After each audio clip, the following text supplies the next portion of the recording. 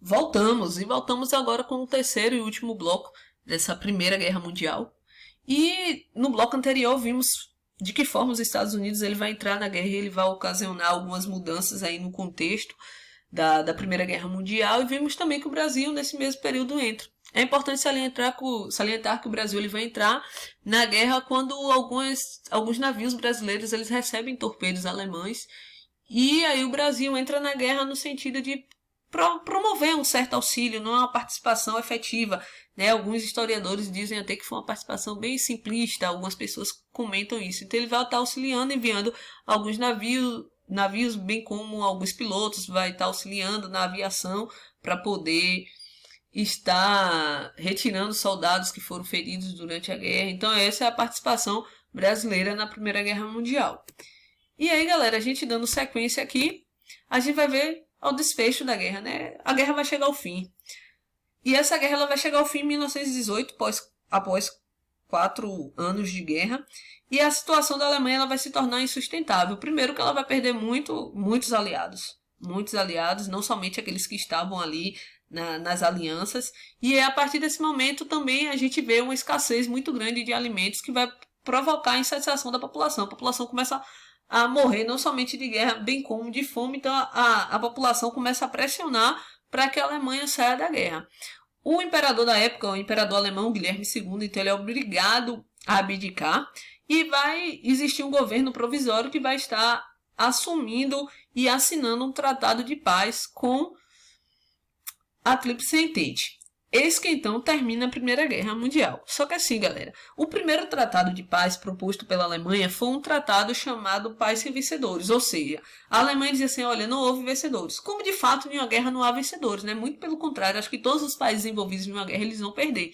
E a Alemanha vai propor esse tratado. Só que é o seguinte, nesse tratado, nenhum país seria punido. Nenhum país poderia ser punido. Vocês acham mesmo que a Inglaterra e a França aceitaria assinar um tratado desse?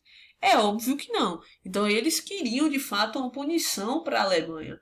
E aí vai ser então assinado o Tratado de Versalhes. Esse tratado, o primeiro tratado, o Tratado de Paz, Paz Sem Vencedores, ele não foi assinado, e o tratado que vai ser assinado, o Tratado de Versalhes, que vai dizer o seguinte, olha, a Alemanha ela é culpada pela guerra. Além de ser culpada pela guerra, ela vai perder parte da marinha de seu exército. Vai ser criada uma estreita faixa de terra que vai dividir a Alemanha em 2 partes. A Alemanha vai ser obrigada a pagar uma indenização de 6 bilhões de dólares aos países vencedores. Ou seja, a Alemanha vai terminar a Primeira Guerra Mundial falida e humilhada. Então, assim, além desses tratados que eu citei aqui, o Paz Sem Vencedores e o Tratado de Versalhes, outros tratados ocorreram. Vocês podem dar uma olhadinha aí no livro de vocês, outros tratados vão estar ocorrendo. Mas, de fato, todos eles comungam para que a Alemanha ela seja culpada pela guerra. E a Alemanha foi culpada pela guerra.